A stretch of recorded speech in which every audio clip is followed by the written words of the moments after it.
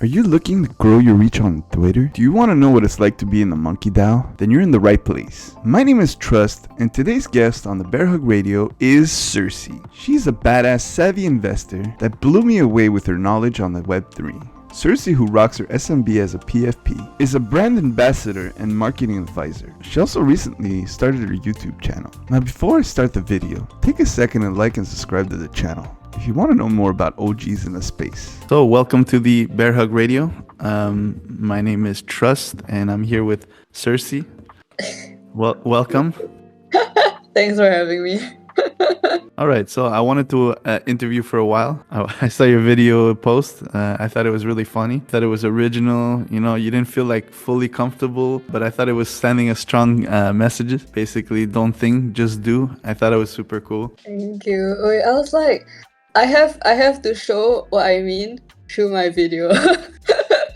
Like I have to make the message clear, and then like to show that I think because a lot of content creators, they're always worried about not being ready. And so I'm like, you can do it even if you're not ready, because chances are your first few tries are going to suck anyway. And the best way to improve is to practice again and again. So yeah, just go for it. Yeah, exactly. It showed your personality a lot. You know what I mean? Like, just like, hey, you know, I don't take myself too serious. I'm just here to like have fun. And is Cersei your real name? Is that a Web3 nickname or something like that? Oh, Cersei is a Web3 nickname. Okay. Where did you come up with Cersei? Actually, I came up with my handle, the Circus Master, first, because I thought like we act a lot like clowns.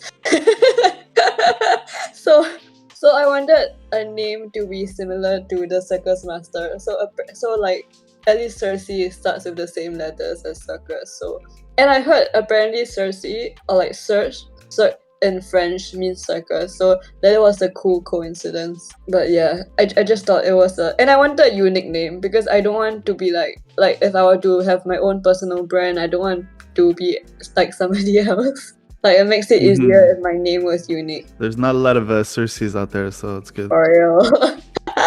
People can create conversation. They're like, how do you pronounce your name? And then that's how you get the conversation rolling. Well, where are you from? Which country are you in now?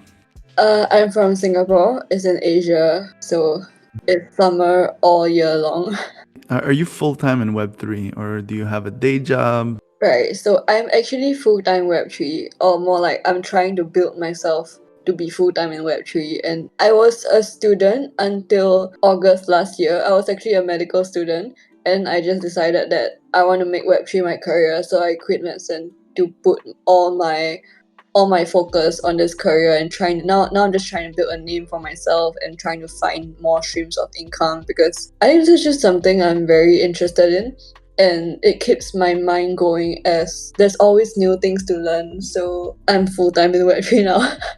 Yeah, that's quite a career move, you know, from like med student to like Web3. What brought you to Web3? Like, what was the most interesting part about it? That's a good question. There's so many things that are interesting. I think at the beginning I was drawn to it because the many things that you get to learn. And the thing is, at first I heard of Web3 first during the bear market, but everything was so fast I didn't really catch on anything, and there was just a lot of noise, a lot of like speculation. There wasn't really actually like substance to be learned. But I joined back in again in the bear market. The connections made were a lot more valuable in my opinion, and a lot of people that are still here are here to build. So it was very intriguing as well as engaging, because everyone I speak to had something to teach me, whether it was about like, I don't know, Web3 technology, about crypto, about community building, about marketing, social media, and how to run a project as a business, as like a brand. There's just so many things that I could learn, and that was super fun.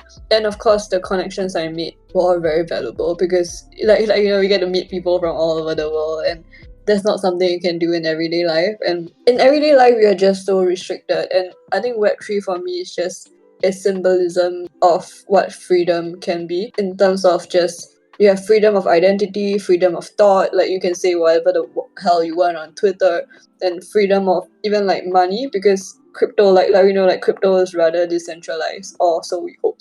And then like, yeah, NFTs and all of this stuff are like there's not really an executive, or maybe we try to make it decentralized, and I think that's as close to freedom as I can get. And I'm someone who don't like to be trapped in a place or in a circumstance. So yeah, that was what drew me into Web3. Yeah, for those people who don't know, like, yeah, it's as decentralized as possible, but we all know that the government is trying to make it centralized and stuff so that you can pay your taxes. No. But yeah, it's cool because we can meet people. Like I'm in Canada right now, and like you're in Asia, and like it's really far, and then we're talking together. We're halfway around the world and meeting cool people. I think it's super nice. Like, what was the first community that you got into, and are you still in it? Like, what was the first NFT you bought, maybe? Well, this is quite an interesting story because my first NFT I bought was Cyberfrogs. And you know how Oh. they're doing well. It's like, oh, are you still holding on to that one? No, but I actually sold mine for profit and I ate back in like recently. But the funny thing was when I first started NFT, I did not know how to DYOR. My DYOR was not from Discord, it was not from Twitter, it was from YouTube, and it was from a 3-month-old YouTube. So they were talking about all the hype that Cyberfrogs have. So I was like, alright, this looks like they're talking about the art, the hype, the team. And I was like, this is an amazing NFT to buy. So I bought it really cheap, like 0.6 or 0.5 Solana. And I went to the Discord and the announcement was like, we are a new team, we have just taken over and we will try our best to make something. I was like, did I just buy into a rug? And I was like, screw this, I'm out. And then I was quite busy with life because that was all the way in February. And then in June when I came back to NFTs again, and I made my Twitter. Like my Twitter, I only made it in June, if you check like my bio, but I made it in June again, and then I was checking the prices. I was like, oh my god, it is 4 Sol now. I sold, so that was like my initial trading capital. Like, yeah, I have 4 Sol, and then to play around with. I don't even know how I profited, but I profited, and there's that.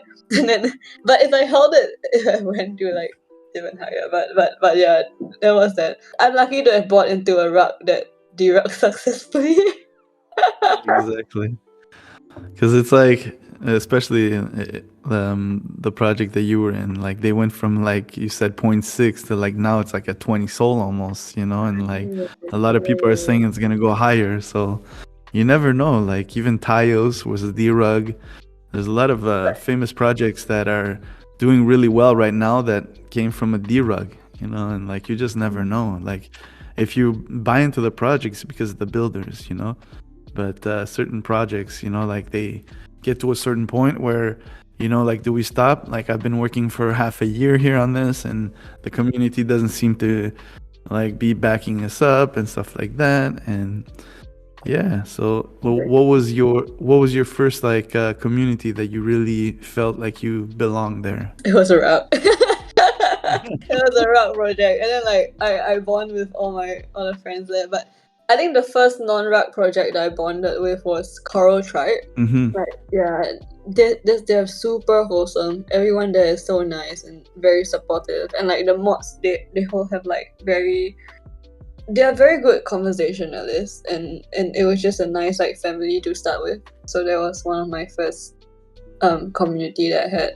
But also I would like to comment on something you said. Like you say that like some people they've been building for so long but their community is not supporting them. I think we use the word rug a little bit too loosely, because at the end of the day each project is just like a business, and business do fail like in real life and stuff like that. So a project might end up slow rugging just because their business model is just not working anymore, and they choose to slow rug because the idea of like closing down a business is looked so poorly upon in this space. So people are given like the terrible treatment of being slow rug. But yeah, this is just a personal opinion. No, I definitely agree. I think there's a lot of like big projects. They tried something, it failed, and they call it a rug. In general, I think it's just like certain projects, they try something out, it doesn't work, and then they try another one. Where for some people, they're like, look, they tried and it didn't work. And some people are like, look, I'm going to try 6 projects and one of them is bound to work. And then it's like, it's unethical in a way, you know? But like you said, like they tried their best and, you know, it didn't work out. You know, like it's tough. Only about like 99, like only 1 or 2% of the projects that are out actually do succeed and stay at the mint price. And for how long? Also, some projects are really high up there, and then they just like, hey, I was good for like a month or two, and then it's unsustainable because people, especially in the Solana space, they're impatient. What's gonna happen? When staking? And like if the floor price doesn't go above mint, they think like I need to cut my losses, I need to sell all my NFT, and they just dump the floor. I was like, god damn it. There's projects that are overvalued and some are undervalued, where you know that the projects are building in the background, but they just maybe have a hard time marketing themselves, or they don't know the true value of the NFT and stuff, or because it's a company, you're basically investing in a company that's going to like depending on what they're gonna do in the future, you know. That's very true. So I don't know, if like buyers treat themselves more as an investor, I think we would have buyers that take more accountability, but unfortunately like that's just not how things are at the moment. And I think it's to do with how this whole NFT is marketed to the public eye, because most people heard of this because they want to earn a big buck, and they were like, oh shit, I earned so and so earned $1 million from this fleet. And I think that's what's giving the wrong impression, and everyone's just coming in to get a quick flip or like get burned. I don't know. Yeah, sad. I definitely understand, because I was listening to on YouTube someone talking about like a really good he's a trader basically. And he sees NFTs as trading, but also an investment. You know, like he looks at the really blue chips, and he was talking about blacksmiths and stuff, and how he had like 20 of them. And it's super interesting because he sees most projects as an opportunity to flip, but then he sees certain projects as an investment. You know, so I guess there's a lot of different people in the space. Like, are you a trader? Are you a long-term holder? What about you? What do you see yourself as? I feel like I'm all of this, but I go in with the intention very clear. Like, these are the projects I'm buying to flip. These are the projects I'm trading purely based on the stats. And these are the projects that I'm holding for long term. Like, I split this very equally so I don't like change my mind or like go against my strategy. And sometimes the flips don't go well. So I further split my flipping projects into two veins. Like, one that I don't mind holding long term, and one that I don't really want to hold long term. So even if they don't go well, I'm just gonna cut my losses. But like those that I don't mind holding long term, if the flips don't go well, I'm just gonna hold it and see what happens, because I do believe in the team. So I think it's more, I'm all of these categories, but I'm just very sure of which NFTs I buy. Like when I buy the NFTs, what category it falls into. I think that's very important for me to make the right decisions at the right time.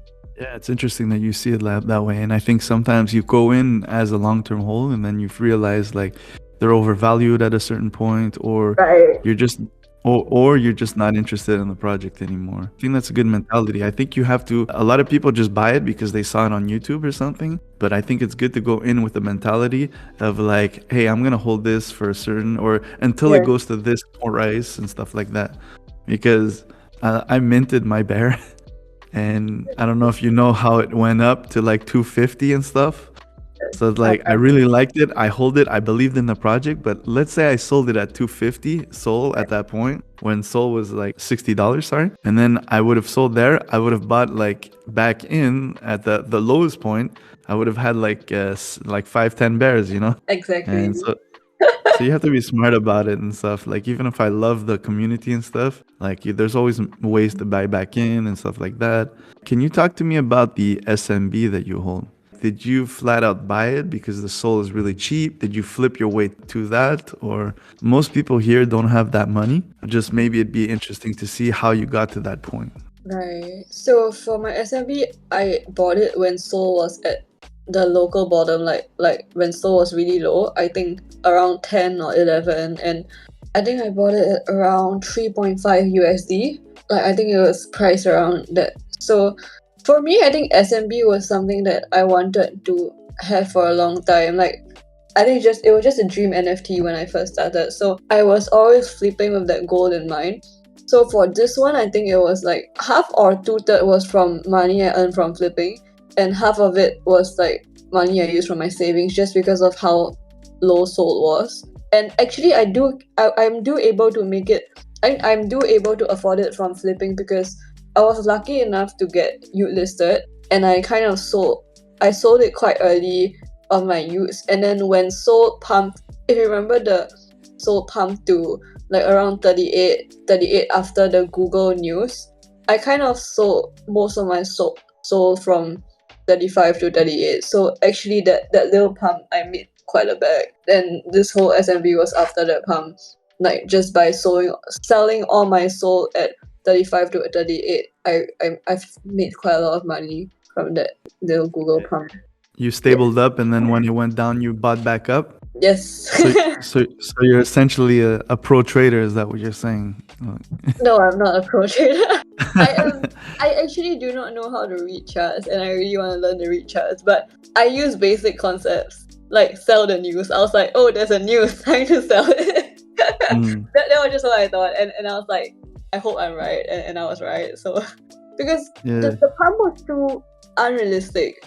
It was purely because of the news, and the news was not even confirmed. It was just a teaser. So I was like, this is a trap. I have to sell all my bags. So yeah. That's wise. Do you have any like mentors or people that like tell you, like when to sell, or give you, not really tell you when to sell, but like give you pointers either for trading and crypto or for other things in the space? I think for me, I kind of just keep my mind open. Like if people want to give me information, I'll take it. There are some DAOs that has provided very educational information, such as Sensei DAO. Like this is a DAO that I learned a lot of information from, like be it like basic NFT trading skills, because before this I do not know anything about NFT trading, like on the more technical side, and in the DAO they taught us quite a lot, and sometimes there were calls and they kind of explain what's going on in the crypto charts.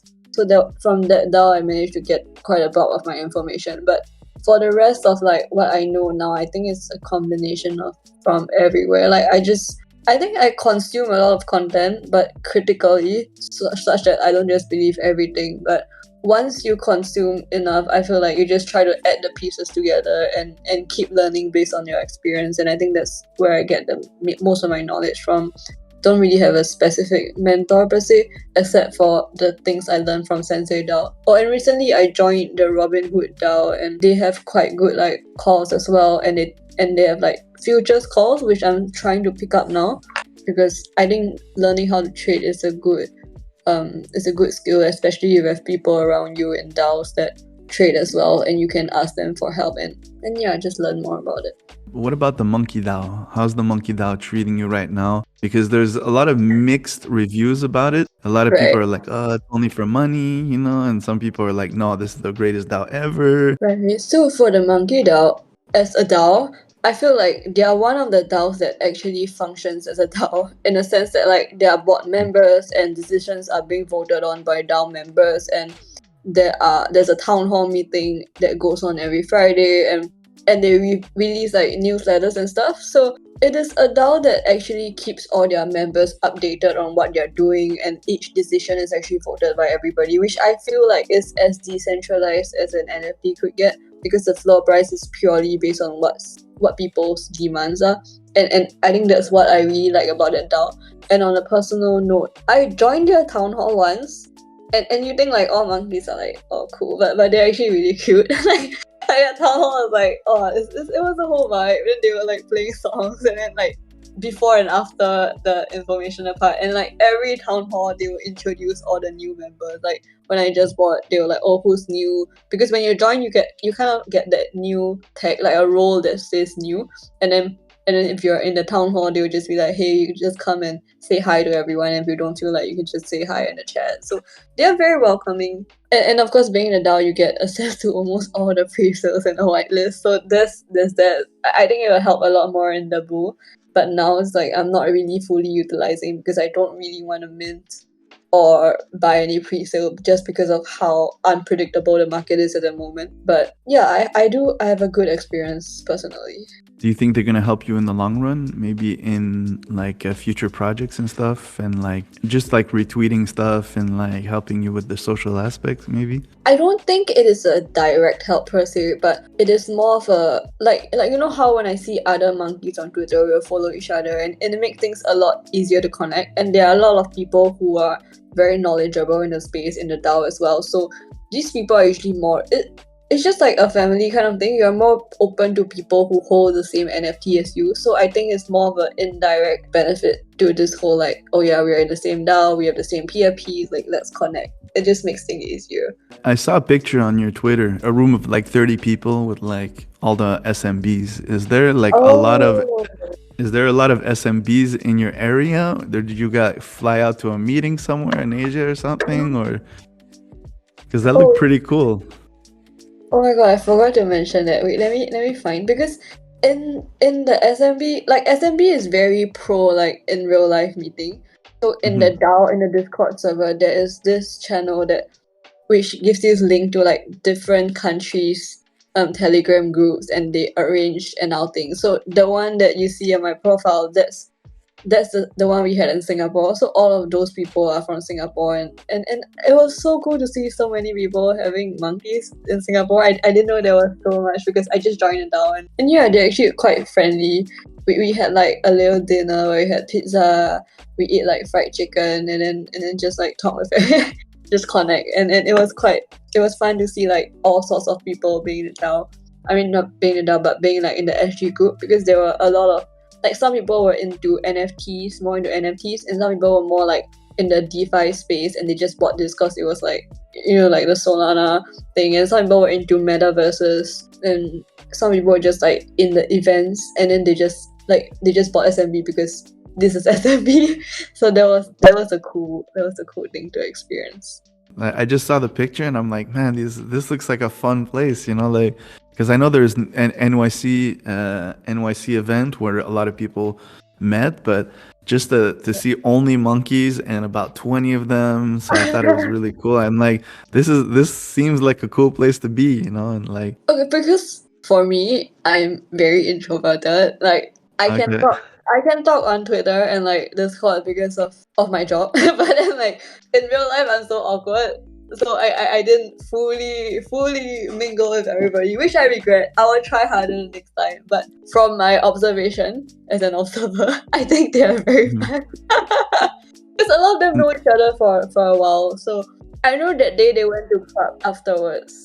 Because I lived in South Korea for about 4 years, so I really enjoyed the South Korea. I know like they're very maybe introverted but shy maybe also, but after a few drinks, you know, they're the life of the party. You know what I mean? Yes, yes.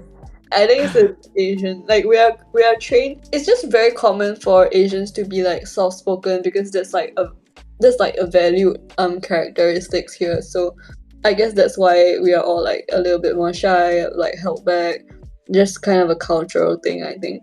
But there are still Asians that are very like the life of the party, and that's cool, you know. So it's just lesser, but I'm just very awkward. Uh, I wouldn't have guessed, like from seeing a few of your recent videos, you're singing and dancing. So I would think that, you know, a party goes out and then you're take out the guitar, let's go, you know. I wish. That's because no one is watching me. Yeah. Well, Yeah, there's a few hundreds that are watching after though. So that's the way. okay. I was like, I So gotta get up for it. talk to me about Web3. You know, can you tell me what is your typical day?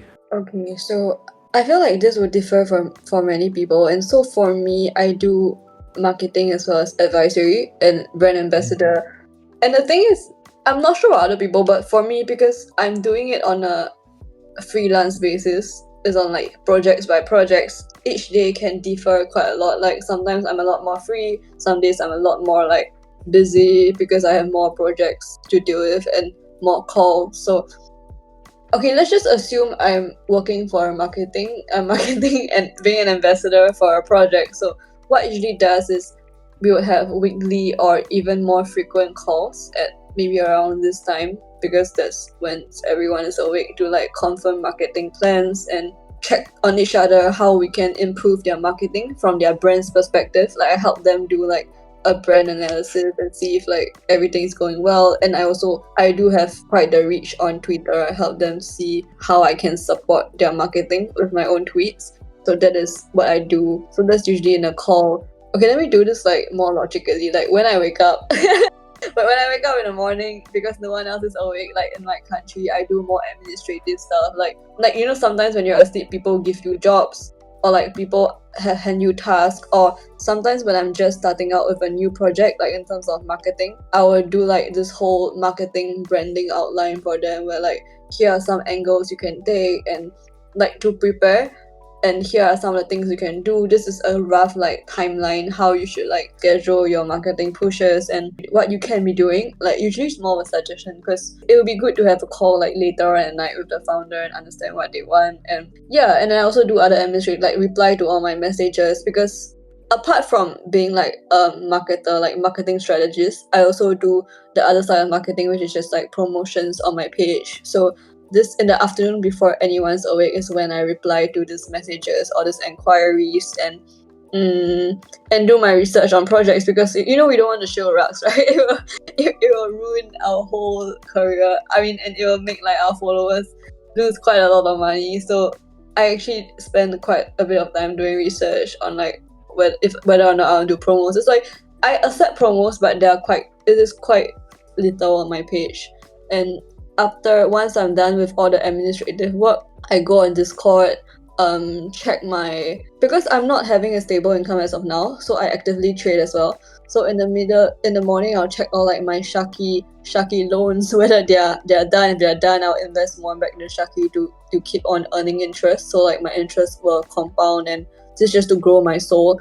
And after that, I'll check my watch list on Magic Eden, see if any of my trades have sold, or like if there are any of my entry points are made. I mean, check my NFTs on Magic Eden and check my watch list on Soul Sniper. So if there are good entries, I will buy and I will plan a trading strategy for my NFTs and like when to sell and things like that. And once I'm done with that, it will be around like 3 p.m. and I try to like network on my Discord. And I'm also a mod in Good Vibrations, so I spend quite a lot of time there as well, like in the afternoon, where like in between all these little jobs, because all my jobs are like quite like okay, reply this message, research on this project, is quite all over the place. So I spend like in between, when I'm tired, I will go onto Discord and like mod, because it is not quite active in Asian hours. I'm kind of like in charge of Asian hours, but then no one's online anyway. It's so sad. But then like around 5 p.m. I start my GM routine. Around 5 p.m. my time. So that is around in Eastern time now, with daylight savings, that's 4 a.m. Eastern time. So I start my GM and try to grow my Twitter. Oh, I forgot about now, because now I'm trying to grow my Medium and YouTube as well. So before the GM routine, the spare pockets of time I use for content strategizing on my Medium and YouTube and planning. And on some days I film the videos, on some days I edit videos. So all this will be done in the afternoon when no one is awake. And then we enter the GM phase where everyone is awake. So there's a lot more like networking, meetings. If like sometimes you just want to connect with people, and these are the times usually when people I reply to their inquiry gets awake. So I'll have more like in-depth discussion with them on Twitter, or if anyone wants to hop on a call, that is when I hop on a call with them. And then for projects I'm doing advisory on, usually we would either have a call like during these hours, or it would just be like a lot of back and forth texting. So I think a lot of discipline is done on my part to separate which chats are for what functions, because it is very easy, especially when you're doing social media, to like get lost and like get trapped in social media and not actually be productive. So I'm very, very careful and intentional about how I respond to my text, what's the time I use on replying and just attending to inquiries. Like I make sure to separate all of this, so just to ensure that I'm intentional because of how varied my job scope is for each project. And you don't want to catch yourself in like a long ass texting spree with people, because that's quite unproductive. I mean I do that sometimes to make friends, but not during working hours. Yeah, I'm quite careful about all this stuff. So yeah, I hope that was a good summary. I'm sorry if it sounds all over the place. No, it's good because what happens is that people don't know, and like hours can be pretty much whenever, like, but how do you balance everything? How do you balance Web3 and then normal life? Do you have a social life outside of it, or I'm sorry, that should be that's direct. I'm sorry. Sorry, I don't really have a social life. I think that's how I balance it, because I spend time with my family and my circle is quite small. Like I keep my circle small because like I told you, I'm quite an introvert, and I don't like it when people's energies are too overbearing on me. So I'm quite particular about who I spend time with, because you're the average of the five people you spend the most time with. I don't want to get diluted.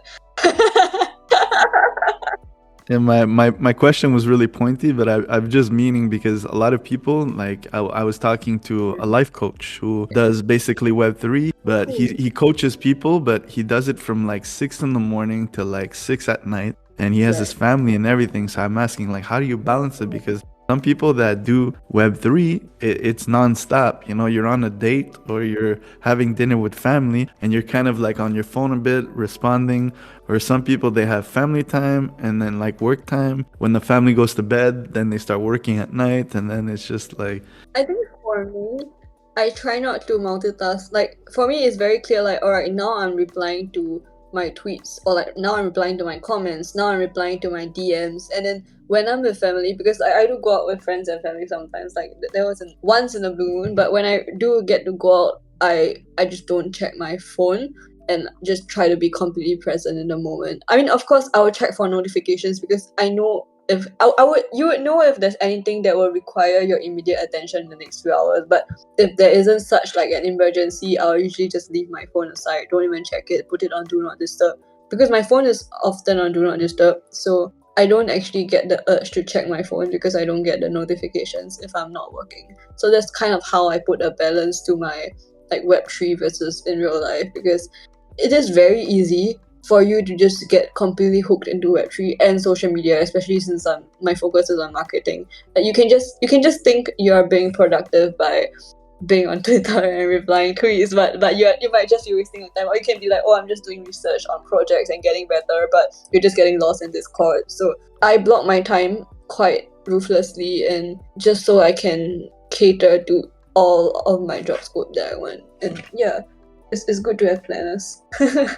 I totally get it. Can you talk to me about any projects that you're advising, and also like what a brand ambassador is?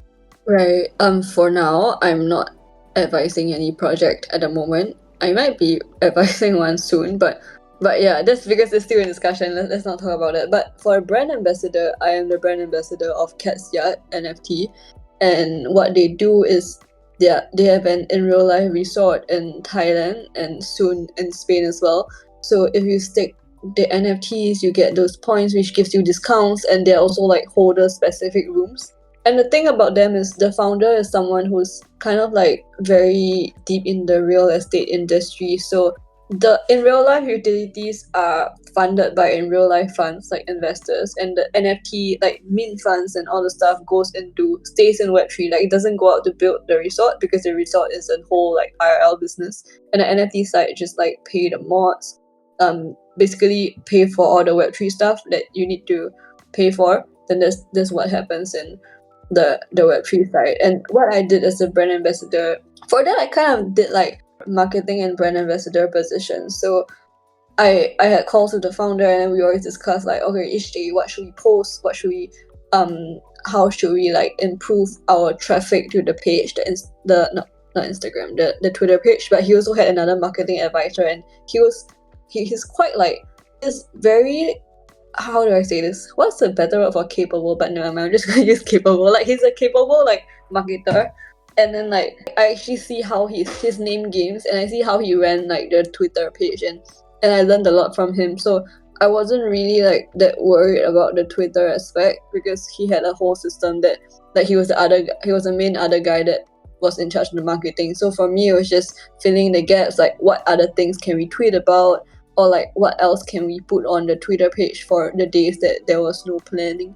And then on top of that, how can I use my personal account to support the Twitter page and bring them more traffic? And how do I, like I said, how do I bring them more traffic? How to bring more eyes? Because if I'm being very honest, for people to tweet about projects or even ads promotion, people don't really pay attention to this because they assume you're shilling your own bags and then you're dumb. And then I think in the bear market, everyone's getting quite smart. So that was the challenge where like I had to brainstorm for ideas that were able to bring traffic and get engagement while still having a post about a project. And that was fun for me. And on top of that, like I was also the lead ambassador. So what I did was just to keep track of other ambassadors, how much are they posting, and to allocate the rewards for them, because like each ambassador was paid as well.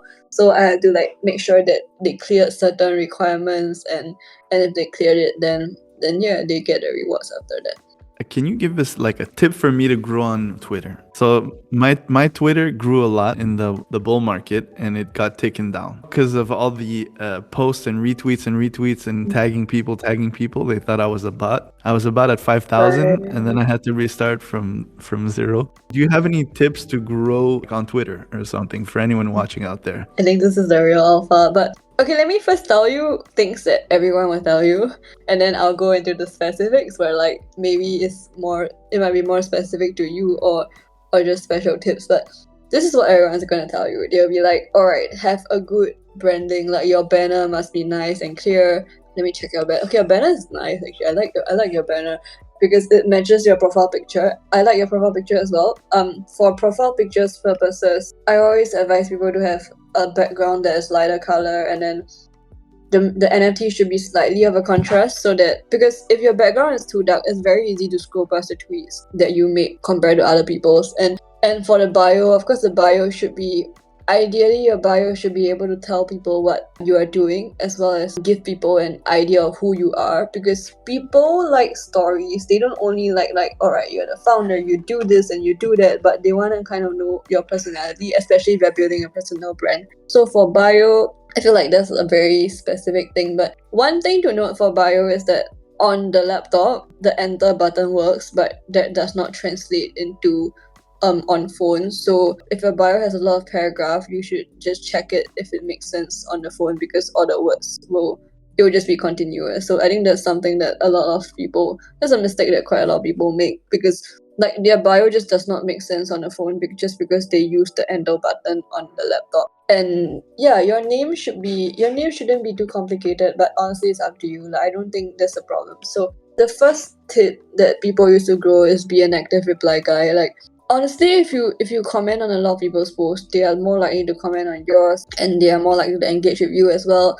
And then if you follow other people, they are more likely to follow you. I think this is all like basics that has been spreading around on Twitter. So I think people who want to know how to grow already know this. And how do you further grow from this is just my personal why am I saying this? It's like not financial advice, do your own research, but this is what works for me. But be very analytical about your posts, because your audience might be different from my audience. So I was very I kind of make a lot of posts. This is like more in real life marketing tactics, but I kind of did a lot of market research and like what kind of post does well, what kind of posts don't do well, and what kind of like copywriting does well, because normal copywriting won't work for a personal brand because it sounds too like legitimate and it don't sound like you. So it is about how do you create your own voice, because you can grow while making the generic like who's active now kind of tweets, or like I'm bullish on you tweets, but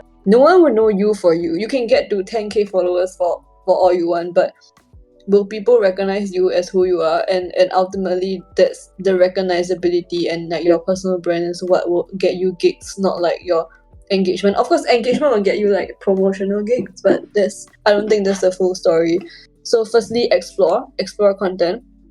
Explore what kind of content works well, explore what kind of phrasing works well, try many different things, because like I said, what works for people might not work for you. And then next thing is be very active but not too active. And actually most of my growth came from just exploring. Like that was the number one thing. Oh, of course, to save your time on exploring, sometimes I do market research by stalking people and see what works and what doesn't, and try to keep your personality, like yourself. Like I know this is very cliche, but it's easy to brand your brand as yourself because you don't have to keep remembering what your brand is. And I think that's what people like. It's like authenticity really sells. I really like that. I think being honest, because there was a Twitter contest, with the OK Bears, and we had to basically whoever has the most likes at the end of the month, and then there was like a tally, and I finished in seventh place. Yeah, no, I was really happy about it, but I worked hard, because they would only take your two best posts in that day, and then it would calculate the likes, and it was super cool contest. You had to finish in the top 3 to get like a prize or something, but it was more of the experience, like the time. Do you think the time has an issue with that? Because like, depending on the time, maybe people don't see it. I think if people don't see it because you don't tag the right people, but I think sometimes I just like type something and I get like 3 likes. And then if it's specific about something, then there'll be 39. But the most I've ever had was probably like 70 likes or something. And I know that some people, I don't know, I'll give you an example, a Crypto Vision. So Crypto Vision, he'll give like a GM and he'll get 320 likes, Crypto Vision is an active reply guy. He replies so much to people. Wait, let me just search him out real quick. Because he's a bear and he's also an SMB, but he always holds his SMB as a profile picture.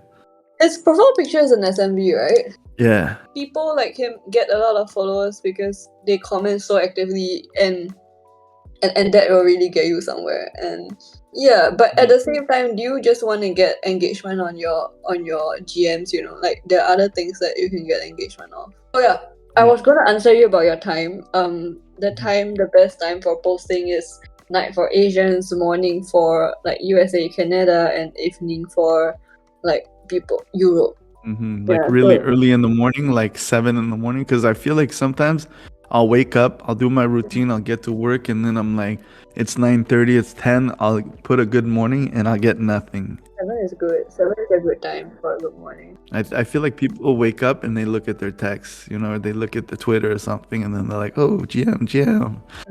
Because like, it sounds so ridiculous. Like when I saw this at first, like I got it after a few months of it, like, why are people saying good morning all the time? But it's an engagement thing where people say good morning to other people so that like Twitter, the algorithm and everything like that. Thank you for your knowledge. If you have other tips, please let me know. What I really wanted to talk about, when you mentioned it before, you talked about your Youths nomination. So I actually remember you got nominated because I was religiously looking at all. I really wanted to get nominated, so every time I would see, but I actually, because it kind of clicked when you talked about the Youthsman, because you were rocking the ghost face, right? Right. So when your name and the ghost face popped out, I'm like, oh, it's probably the founder. It's probably someone like really important, because you're probably the only ghost face, or maybe 1 or 2, that actually got nominated. There were quite a few. The founder got nominated as well. I remember the founder getting his. Yeah, so I know that there was like 2 or 3, and like I thought it was interesting, and then I'm like, it sort of clicked. But this brings me to my next question, basically. How do you feel about being a woman in the Web3? Because when I saw that, I had no idea that you were a girl. You know what I mean? Right. And so like, do you think it's tougher? Do you think it's frustrating at times because people will call you bro without knowing? The thing is, now your SMB has a flower, right? Yeah, my ghost face is more. So like the ghost face looks, I mean, the circus, it doesn't sound like anything girly. So like, do you think you can struggle sometimes? Do you find it frustrating? What is it like to be, because we all know that it's, I don't know, 90%, 95%, maybe we just don't know because of the profile pictures are all men. Right.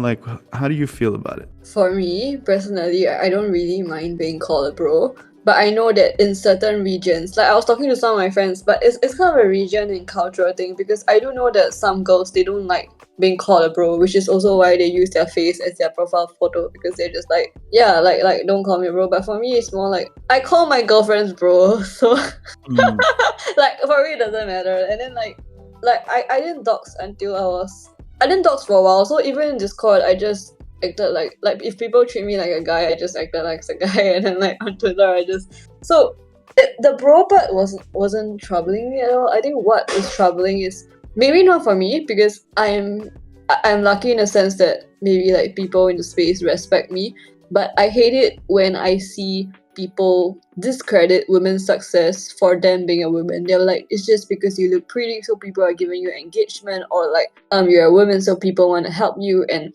I think this is just unfair, and that's one of the main reasons why I work so hard. So to prove that women can do well as well, like even if we are women, like don't look down on us. I think that's the thing, because before I had my ghost face, I actually used my own face as my profile photo. And then the moment I switched to ghost face, those people who thought, like, people talk differently to men and women, and men are just assumed to be smarter. I mean, I might be wrong, it just be my personal experience and observations, but there are still people out there who just assumes men to be smarter, women to be like not as smart. So I think for me that is a driving factor. Like, I'm gonna show you that I'm a woman and I have the capacity to do what you guys can do. I mean, I can't do a pull up.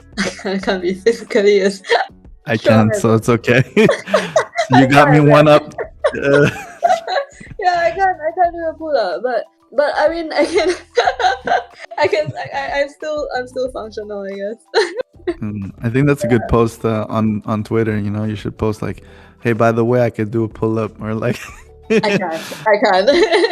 That's the only thing. If men want to tell me that they're better, I'm like, all right, you're stronger than me. I'll give it to you. And I played like sports with guys before. They're way faster than me. Like I accept the differences.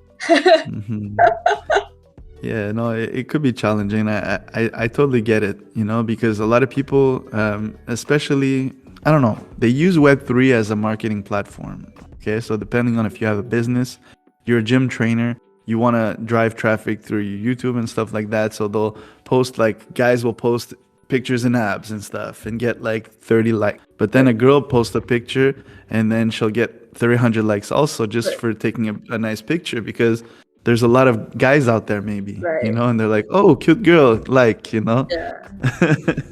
So how do you like feel about that? Yeah, exactly. So I think I totally get it though. I wouldn't discredit it, you know what I mean? Like, you work hard and stuff like that. Now I know who you are behind, like, the funny pictures and the funny videos and stuff like that. I know that you're a smart trader and stuff like that, but I wouldn't say, like, there's certain people though, like, they just use guys will use girls' pictures. And just to you know what I mean? yeah, Exactly. So they'll post a bikini picture and then like get 300 likes just to get it. And then I think when they reach to a certain level, they'll change their they'll change their profile, and, you know, they'll just like send pictures, you know what I mean? Like, I think people do grow accounts like that, you know, because a lot of people they're not sure. I mean, like, is this really a girl? You know, even if they have like regular pictures, maybe daily or weekly, they're like still not sure, because they think that they're just trying to get clicks. I understand.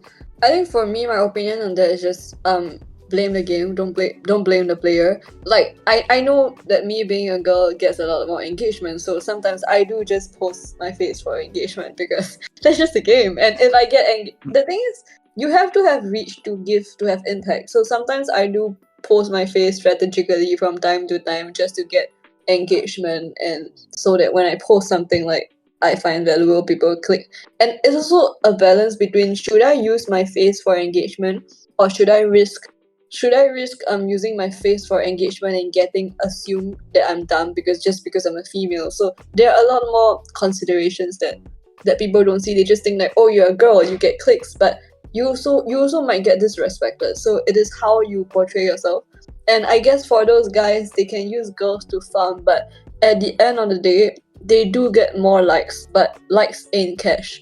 Like, likes are not going to bring you anything. Likes do not build your personal brand. You can be someone with a lot of followers just because you pretend to be a girl, or you pretend to be a girl to get a lot of likes. You get all those engagement in the world, you get all the followers in the world, but they don't translate to your personal brand because you can never represent it fully. And I guess if you're just here for the quick dopamine fix, then good for you. Fixing dopamine with a photo that is not even of yourself, like, congrats, like, good job, guys. But then, like, but then, like, what's the point, you know? Are you just there for the dopamine fix? Like, yeah. Yeah, but like you said, you know, game's game, you know, like you gotta know how like the Twitter algorithm works, you know, how to get engagement and stuff. And yeah, like you said, you're not really building a personal brand. I think that people recognize, like you say, you know, who's authentic in the space, you know, because I mean, I've been showing my face since the beginning. I thought that, you know, like when I'm watching YouTube, I watch all the Solana YouTubers, and some just show like their screen and then they just go over. But like there's some people like the Cody, the Jersey, the Grisha, you know, like all the people that do Solana and they're in front of the camera and you can see their real personality and stuff. And that's what I'm trying to do and trying to build and trying to like be as real as possible. You know what I mean? Right. Talk to me about spaces. Like what time do you, because do you run a lot of spaces? Because I know you ran one recently and it says in your bio like space host, you know, like have you done a few of them? What time do you usually do them? Do you get a lot of people that show up? So I do the spaces every Tuesday and Thursday at 10:30 a.m. Eastern time. So for me, it's at night.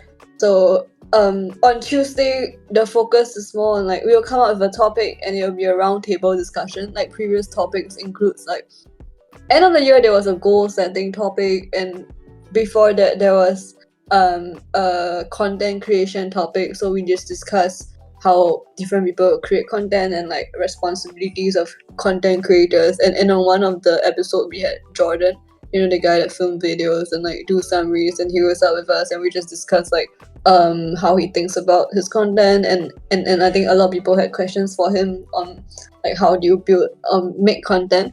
And on Thursdays the space is called Chill and Chill, and what we'd have is projects will come up and they will share their projects, shilling their projects essentially.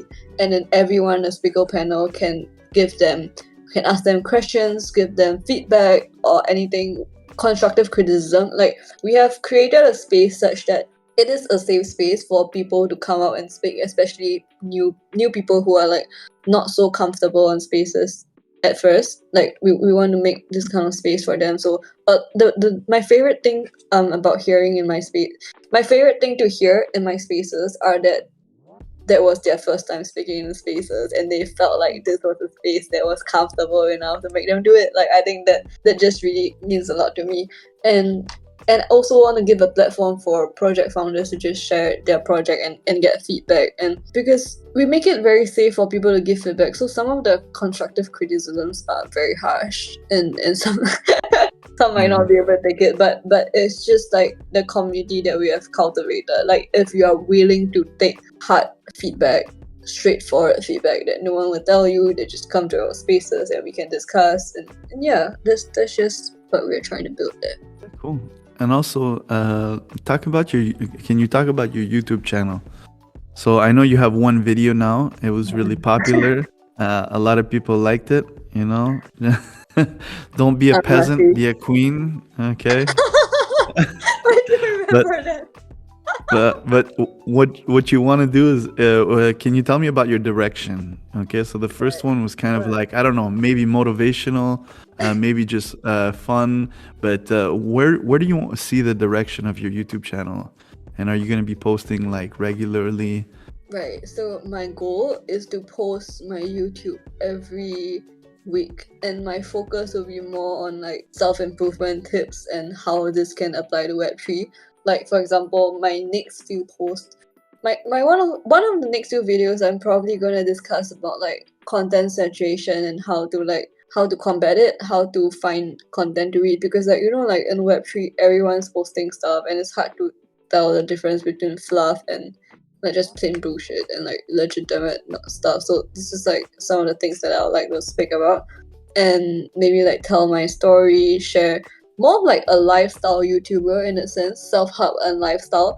And once I gain a following, okay, this is the thing. I plan to grow by being a self-help and lifestyle YouTuber first, but once I get a following, I would love to talk about Solana, about NFTs and crypto, but in like a very pitched down version, so the normies can understand, and this just maybe me doing my part to onboard more normies in the space, because usually the difference between like NFT content and like normal content are very huge, and it is very difficult for maybe just a casual person to want to watch NFT videos. But I want to like make this kind of things feel a lot more simple, a lot more digestible to people. So that's my ultimate vision of the channel, like to be able to put all this NFT, I don't know, technology knowledge, utilities to the masses in the most digestible way without like dumbing it down. So I think that's my final vision. I like the aspect of like growing first and then going to it, because for me personally, I've been struggling growing my YouTube channel, and I just been like, at first it was more like top 5 projects.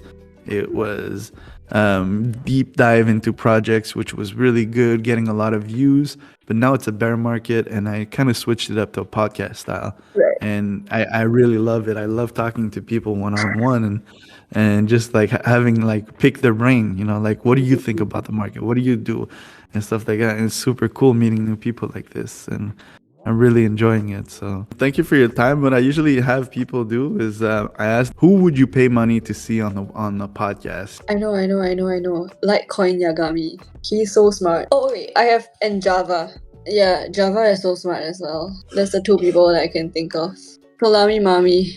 Oh my god. I have an amazing idea. Do you know Big Boy? Big Boy? Yeah. No, I don't know Big Boy. Because he has so much energy. Okay, that'd be cool. But yeah, thank you very much for your time. Thank you for having me. It was fun. Thank you for watching the Bear Hug Radio. This is the end of the episode, and I hope you liked. Please hit the like and subscribe button. It really helps my channel grow.